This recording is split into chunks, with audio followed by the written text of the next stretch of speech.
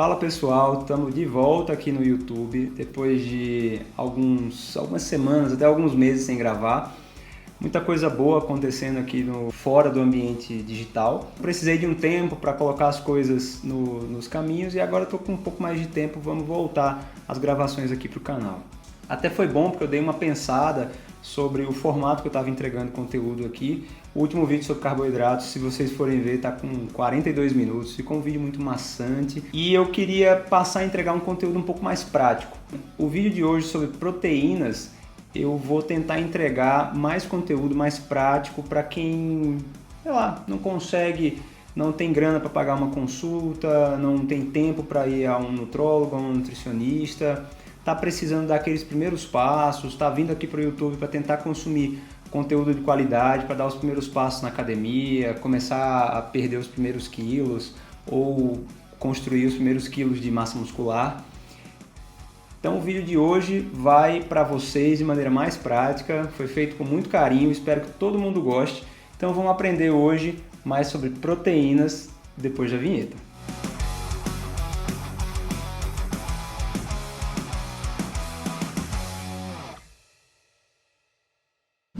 As proteínas, elas são macronutrientes que são compostos por aminoácidos, a unidade fundamental das proteínas. Imagina como se fosse um colar, cada continha desse colar seria um aminoácido. O que é que vocês precisam saber dos aminoácidos? Que existem aminoácidos que são mais importantes do que outros. A gente vai classificar eles como essenciais e aminoácidos não essenciais. Eles levam esse nome a partir de como a gente consegue obtê-los. Os aminoácidos essenciais a gente só consegue obtê-los a partir da alimentação, ou seja, o nosso corpo não consegue formar, o nosso corpo não consegue transformar, não consegue fazer de jeito nenhum esse tipo de aminoácido. Necessariamente eles têm que vir da alimentação. Já os aminoácidos não essenciais, o nosso corpo de alguma maneira vai transformar um no outro e vai gerar aquele aminoácido não essencial. E eu trago esse conceito aqui para a gente entender um outro conceito que é o valor biológico das proteínas. Existem proteínas que são mais ricas e outras mais pobres em aminoácidos. Isso tem a ver com a quantidade de aminoácidos essenciais e não essenciais que cada proteína tem. Por exemplo, a proteína do peito do frango é uma proteína super rica, tem muitos aminoácidos essenciais. Se a gente comparar com a proteína do colágeno, por exemplo, é uma proteína mais pobre, a proteína do colágeno, porque ela tem menos aminoácidos essenciais, ela é muito rica em aminoácidos não essenciais, que de certa forma a gente não precisa tanto assim, porque o nosso corpo, na vigência de um desses que está faltando, a gente transforma eles ali. As proteínas elas vão ter diversos papéis no nosso corpo, principalmente formar os músculos, mas os aminoácidos também têm função energética, tá? E inclusive metabolismo dos aminoácidos é um assunto super complexo na nutrologia que eu nem vou mencionar nada aqui, mas cada aminoácido vai ter ali um pontinho de entrada no ciclo de Krebs, então a forma como eles formam energia, os BCAAs, ou seja, os aminoácidos de cadeia ramificada, quando a gente fala de nutrologia hospitalar, são mais interessantes para pacientes hepatopatas. Nos pacientes que são doentes do fígado, a gente tem que evitar aminoácidos aromáticos. Enfim, detalhes que não cabem aqui nesse vídeo. Outra função bem interessante dos aminoácidos é a função de transporte no nosso corpo de nitrogênio, por exemplo. E aí eu estou falando do aminoácido alanina e glutamina. Por quê? Quando o nosso corpo opera num nível de esforço maior, num percentual mais alto de VO2 máximo, ali 60%, 70%, 80% de VO2 máximo, onde a gente faz uso da via glicolítica para obtenção de energia, ou seja, a gente pega a glicose, quebra ela em 2 piruvatos, consome 2 ATPs e forma 4 ATPs. É uma via de formação de energia de muito pouca eficiência, mas é muito rápida. Essa glicose, ao ser quebrada em 2 piruvatos, ela é uma hexose, tem 6 carbonos, e a gente quebra ela em 2 estruturas de 3 carbonos. Esse piruvato, que tem 3 carbonos, se lá na célula muscular ele primeiro não for transformado em lactato nem ácido lático, e ele encontrar um nitrogênio e aquilo ali entrar em equilíbrio com os hidrogênios ali naquele ambiente, se eu bater uma foto deles ali naquela hora que o piruvato encontra o nitrogênio, a gente vai ver uma alanina. E essa alanina pode sair do músculo e ir até o fígado para levar nitrogênio de volta e renovar aquele piruvato em ácido lático, lactato, ciclo de Cori, e ali, a depender do que o corpo estiver precisando, esse piruvato vai ter o seu destino. E quanto de proteína que eu preciso comer? Bem, a gente tem um intervalo de indicação e aqui eu vou recomendar de 1,2 a 1,7 gramas de proteína por quilo de peso por dia. Uma pessoa de 70 quilos, se eu pegar o número médio ali para facilitar a conta, 1,5 gramas por quilo, 70 quilos, metade de 70 é 35, 1,5 de 70 vai dar 105 gramas de proteína por dia. Um indivíduo de 80 quilos vezes 1,5 vai dar ali 120 gramas de proteína por dia. Só que é importante saber que 120 gramas de proteína não significa 120 gramas, por exemplo, de peito de frango ou 120 gramas de carne. Os alimentos eles vão ter uma quantidade um pouco reduzida de proteínas quando a gente fala de gramas do alimento in natura. De que maneira? Por exemplo, 100 gramas de peito de frango, eles vão ter aproximadamente ali 25, 30 gramas de proteína. Então, para saber quantos gramas de proteína cada alimento tem, eu recomendo que você use um aplicativo, até você se acostumar, né, com a quantidade de proteína dos alimentos ali que compõem a tua dieta mais frequentemente.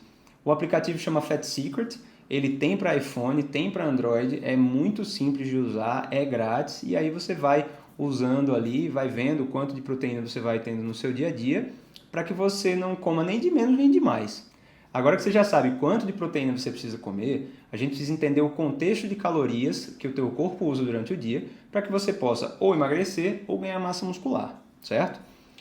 Escolhidas a quantidade de proteínas, por exemplo, para um indivíduo de 80 quilos, se a gente vai escolher 120 gramas de proteína, cada grama de proteína ela vai ter 4 calorias em média, tá? De maneira bem geral. Então aí a gente está falando de 480 quilocalorias vindo das proteínas. Para estimar o teu gasto calórico, se você não tem como fazer, por exemplo, uma densitometria com cálculo de valor energético, com DEXA, estimativas mais precisas, calorimetrias indiretas, eu sugiro usar a forma de Harris-Benedict, que se escreve dessa maneira aqui, tá? E procura no Google, calculadora Harris-Benedict, você vai precisar só de alguns dados ali, como sexo, peso, altura, nível de atividade física, idade, né? Sexo, peso, altura, idade, nível de atividade física. É isso aí. Com esses dados, você vai ter uma estimativa do teu gasto calórico, tá? Mas é uma estimativa, não tem uma precisão muito boa. Então eu recomendo que com esses dados você faça o teste durante uma semana e veja como é que seu peso se comporta, para depois saber ali como manipular essas calorias. O próximo macronutriente que a gente escolhe são as gorduras, e aqui a gente pode usar de meio a 1 grama por quilo de peso por dia, e aí a gente está falando de um indivíduo de 80 quilos, se a gente pegar 9 calorias vindo das gorduras, 80 vezes 9, a gente está falando de 720 calorias vindas das gorduras. Com mais aqueles 480, a gente já tem um valor somado.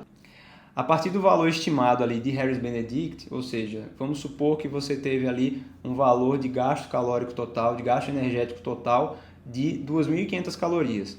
Ah, eu quero emagrecer. Vamos começar com um déficit de 500 calorias aí. Então, tira 500 calorias, das calorias que você já tem com proteínas e gorduras, você completa esse saldo com os carboidratos. Do mesmo jeito, quero ganhar massa muscular. Vamos tentar ter uma dieta mais limpa e fazer um superávit calórico de 300 a 500 calorias. E aí você completa esse superávit com carboidratos. Não tem necessidade de aumentar proteínas assim no primeiro momento. E uma pergunta que muitas pessoas se fazem é se é realmente necessário tomar whey.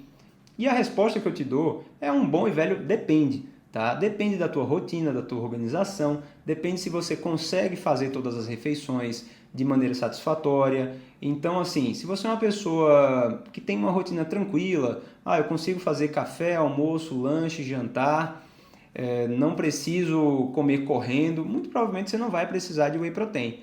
Mas se por outro lado você é uma pessoa que tem uma rotina mais apertada, tem pouco tempo no trabalho para fazer um lanche, pouco tempo no trabalho para bater a quantidade de proteínas do teu dia, é interessante acrescentar o whey em alguma refeição para que você possa bater a quantidade de proteínas e bater a quantidade de proteínas com qualidade.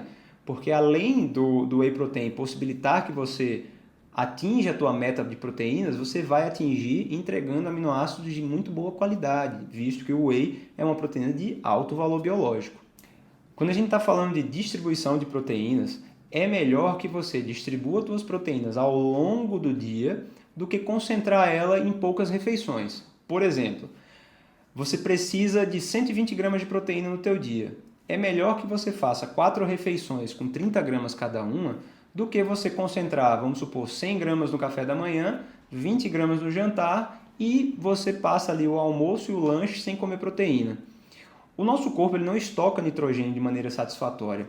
Então a gente precisa estar sempre dando um aporte de proteínas para que a gente mantenha esse estímulo à síntese muscular junto com o estímulo dado no treino e você mantenha a tua síntese muscular no máximo possível, tá? Então é mais uma recomendação que eu dou, tente distribuir a quantidade de proteínas que você calculou aí para a sua dieta ao longo do dia, que você vai aproveitar isso melhor.